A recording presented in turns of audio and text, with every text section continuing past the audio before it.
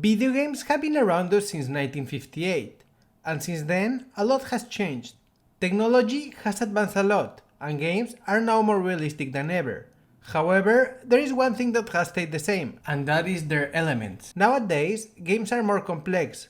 Some of them take hours to complete, and some of them are never ending, as they keep getting content every now and then. So this is why today I want to talk about the elements of a game and what makes a game a game. For this exercise, I'm going to take two games just to have as examples. The first one is not even a video game, and is the board game Monopoly. For the second one, I'm going to take my favorite game of all time, The Legend of Zelda. Now I encourage you that when you're done watching this video, you try to do this by yourself and see if you can think about the structure of your favorite game. The first element that all games share are players. This one is obvious, I mean there is no game without a player, right? Players are unique to video games. Think about it. In movies, the audience is passive. They do not interact with it, so they are not players in the story. In music, the musicians participate in creating music, but they are not the audience. The audience doesn't take part in this, so they aren't players either. In order to become a player, a person has to accept the rules of a game. Think about this. In order for us to engage in games, we have to accept what the game requires us to do. For example, in baseball, we as players need to grab a bat and try to hit a ball with it. We're not doing it with a racket or other object. That means that we're accepting the game constraints when we are playing it. Taking this information and applying it to our examples, in Monopoly, the game calls for at least 2 and up to 8 players, and in The Legend of Zelda, the game calls for a hero to rescue the Sacred Land of Hyrule. The next element are objectives, which are goals that the player needs to achieve in order to succeed at the game. They are part of a game, because without them, there will not be success criteria for the game. For example, in real life, we can have however many objectives we set our mind to. However, it doesn't matter if in the end we fulfill them or not. In the game, it does matter, because if we want to win, we need to fulfill the objectives that the game has set for us. The more we want to complete that objective, the more involved we are with the game. In our example for Monopoly, the objective is to become the richest player and bankrupt every other player. In The Legend of Zelda, the objective is a little bit more complex, because the player has to save Hyrule by surviving different combat encounters as well as puzzles. The next element in games are procedures. Procedures are the means in which the player accomplishes said objective. They guide how a player behaves in the game, and that in itself is what makes games special. For example, in Mario Bros, it would be way easier if you could just have a shotgun to kill enemies from a distance. However, you don't do that because the game doesn't give you those means to reach your goal. On the contrary, it gives you the means to grow, stomp on enemies, and so on. In Monopoly, the procedure is that each player takes a turn by throwing the dice and advancing that number of spaces. In Zelda, the procedure is that the player can attack with the sword, use different items, move, etc. The next element in games are rules, and this one is simple, yet important. The rules of the game define what players can or cannot do.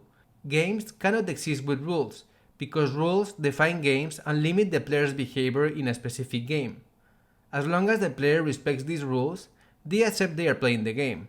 The moment they don't agree or stop following them, the game is no longer being played. In Monopoly, some of the rules are that each player takes one turn. If you pass through Go, you get $200. If you fall in the jail space, you go to jail, etc. In The Legend of Zelda, the rules are that there is a specific number of items. In order to use the bow, you need to have arrows. If Link uses his shield, then he doesn't suffer damage, etc. The next element of games are resources. Resources are valuable assets that the player can count on that will help them achieve their specific goals. These resources are given by the game designer depending on the system that they have designed for the specific game.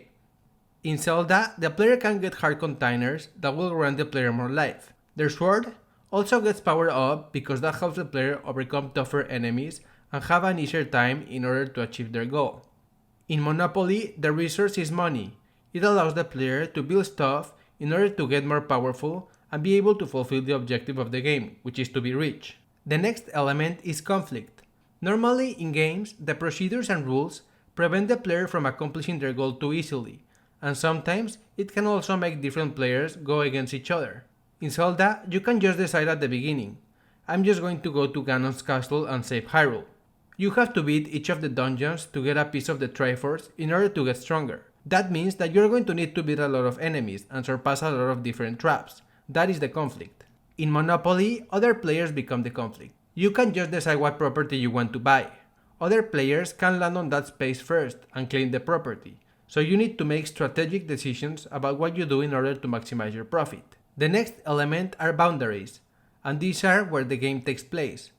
When we're playing a game, we assume that when we are playing the game, we accept that we're playing in this fake world, and not in the real one.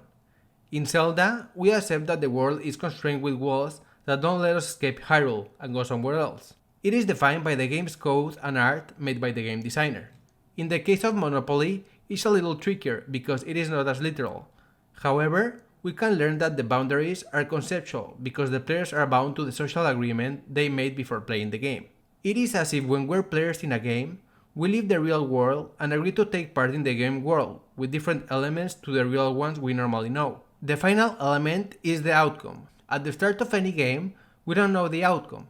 However, we can measure the outcome by knowing if there is a winner, a loser, etc. In Monopoly, the winner is the person with the most money. In Zelda, the player can lose if he gets killed or loses all their hearts, and they can win if they beat Ganon at the end. This is different to objective, because all players will try to achieve it. However, only one is going to actually win the game.